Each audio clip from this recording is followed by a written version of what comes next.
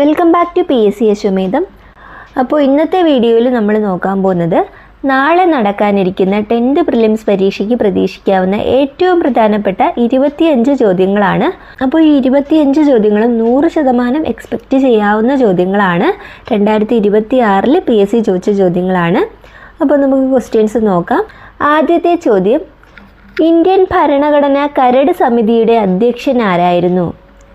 Indian ഭരണഘടനാ കരട് സമിതിയുടെ അധ്യക്ഷൻ ആരായിരുന്നു? ആൻസർ ഓപ്ഷൻ ബി ആണ്, ഡോക്ടർ BR അംബേദ്കർ ആയിരുന്നു. ഇന്ത്യൻ ഭരണഘടനാ നിർമ്മാണ സഭയുടെ ആദ്യ സമ്മേളനം നടന്നത്? ഇന്ത്യൻ ഭരണഘടനാ നിർമ്മാണ സഭയുടെ ആദ്യ സമ്മേളനം നടന്നതെന്നാണ്? 1946 ഡിസംബർ 9-നാണ്. 1946 ഡിസംബർ 9-ന്.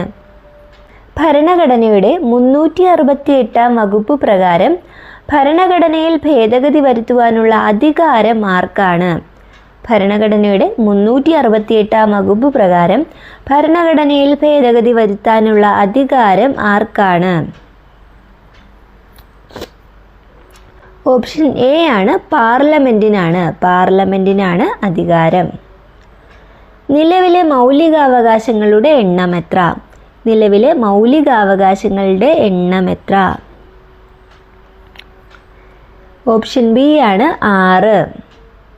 ഇന്ത്യൻ ഭരണഘടനയിലെ മൗലിക കടമകൾ ഏത് രാജ്യത്തു നിന്നാണ് കടമെടുത്തത്? ഓപ്ഷൻ സി ആണ്, സോവിയറ്റ് യൂണിയൻ. സോവിയറ്റ് യൂണിയനിൽ നിന്നാണ് മൗലിക കടമകൾ എന്ന ആശയം കടമെടുത്തത്. കേരളത്തിൽ നിലനിന്നിരുന്ന സാമൂഹികമായ അസമത്വത്തിനെതിരെ മിശ്രഭോജനം സംഘടിപ്പിച്ച നവോത്ഥാന നായകൻ? ഓപ്ഷൻ സി ആണ്, സഹോദരൻ അയ്യപ്പനാണ്. സഹോദരൻ അയ്യപ്പനാണ് സാമൂഹികമായ അസമത്വത്തിനെതിരെ മിശ്രഭോജനം സംഘടിപ്പിച്ചത്. കേരളത്തിൽ ഉപ്പ് സത്യാഗ്രഹത്തിന് നേതൃത്വം നൽകിയത് ആര്? കേരളത്തിൽ ഉപ്പ് സത്യാഗ്രഹത്തിന് നേതൃത്വം നൽകിയത് ആര്? ഓപ്ഷൻ സി ആണ്, K കേളപ്പനാണ്. കുളച്ചൽ യുദ്ധം നടന്ന വർഷം? ഓപ്ഷൻ എ ആണ്, 1741. 1741-ലാണ് കുളച്ചൽ യുദ്ധം നടന്നത്. ഇന്ത്യയിൽ ബ്രിട്ടീഷുകാർക്കെതിരെ നടന്ന ആദ്യത്തെ സംഘടിത കലാപം ഏത്? ഓപ്ഷൻ സി ആണ്, ആറ്റിങ്ങൽ കലാപമാണ്. ആറ്റിങ്ങൽ കലാപമാണ് ഇന്ത്യയിൽ ബ്രിട്ടീഷുകാർക്കെതിരെ നടന്ന ആദ്യത്തെ സംഘടിത കലാപം. സ്വദേശാഭിമാനി പത്രത്തിന്റെ സ്ഥാപകൻ ആര്? ഓപ്ഷൻ ബി ആണ്, വക്കം മൗലവിയാണ്. വക്കം മൗലവിയാണ് സ്വദേശാഭിമാനി പത്രത്തിന്റെ സ്ഥാപകൻ.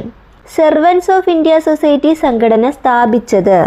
സെർവൻസ് ഓഫ് ഇന്ത്യ സൊസൈറ്റി സ്ഥാപിച്ചത്? ഓപ്ഷൻ സി ആണ്, ഗോപാലകൃഷ്ണ ഗോഖലെയാണ്.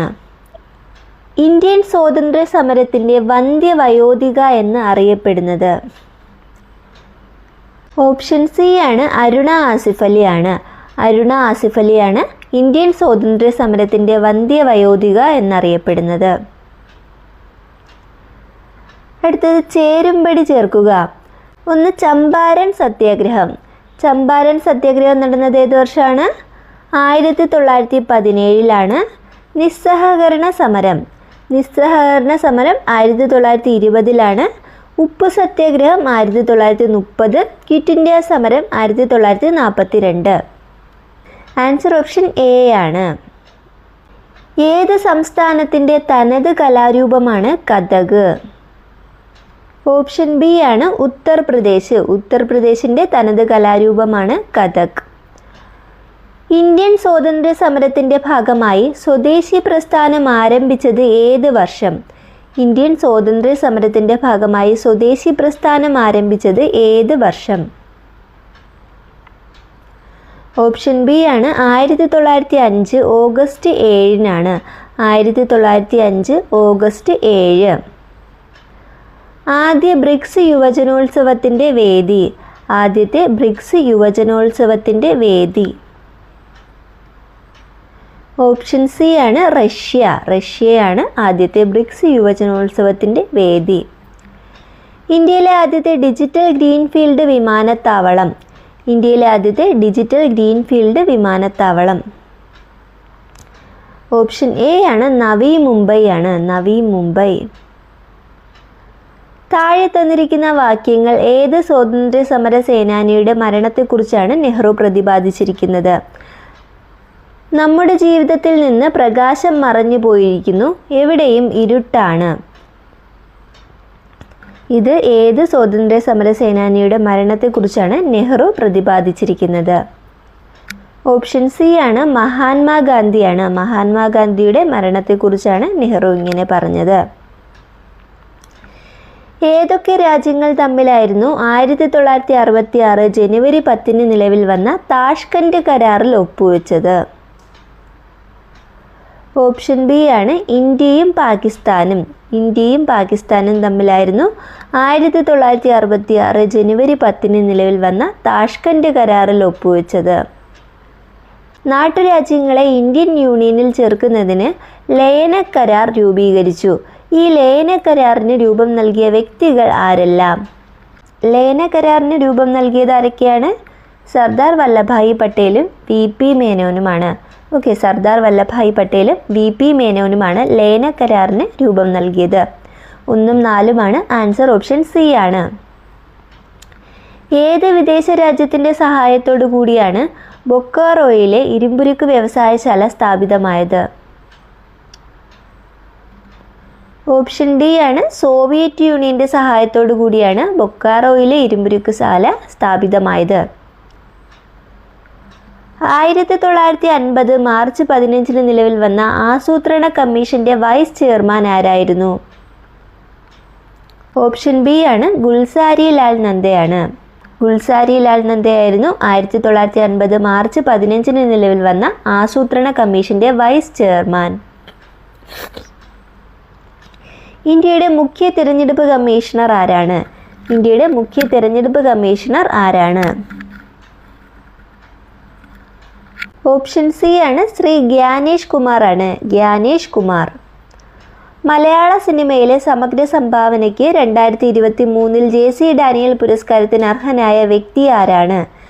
2023 JC ഡാനിയൽ പുരസ്കാരത്തിന് അർഹനായ വ്യക്തി ആരാണ്? ഓപ്ഷൻ ബി ആണ് ഷാജി എൻ കരുൺ ആണ്. ഷാജി എൻ കരുൺ. ഇന്ത്യയിൽ ഖാരിഫ്, റാബി, സയ്ദ് എന്നീ 3 കാർഷിക കാലങ്ങളാണ് ഉള്ളത്. ഈ കാർഷിക കാലങ്ങളുടെ സവിശേഷതകളാണ് ചുവടെ തന്നിരിക്കുന്നത്. ഇവയിൽ ശരിയായവ കണ്ടെത്തുക.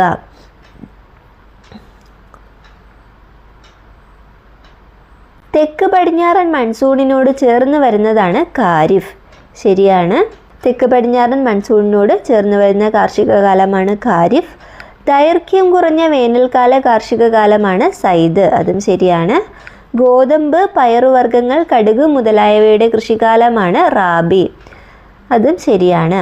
ഫെബ്രുവരി മാസത്തോടെ റാബി കാലം അവസാനിക്കുന്നു. ശരിയാണ്. അപ്പോൾ എല്ലാ പ്രസ്താവനകളും ശരിയാണ്. ആൻസർ ഓപ്ഷൻ സി ആണ്. ഇവയെല്ലാം ശരിയാണ്. ഓക്കെ, അപ്പോൾ ഇത്രയും ക്വസ്റ്റ്യൻസ് ആണുള്ളത്. ഇതെല്ലാം പ്രധാനപ്പെട്ട ചോദ്യങ്ങളാണ്. PSC വീണ്ടും ആവർത്തിച്ചുകൊണ്ടിരിക്കുന്ന ചോദ്യങ്ങളാണ്. അപ്പോൾ അടുത്ത വീഡിയോയിൽ അടുത്ത ഏറ്റവും പ്രധാനപ്പെട്ട ക്വസ്റ്റ്യൻസ് നോക്കാം. താങ്ക്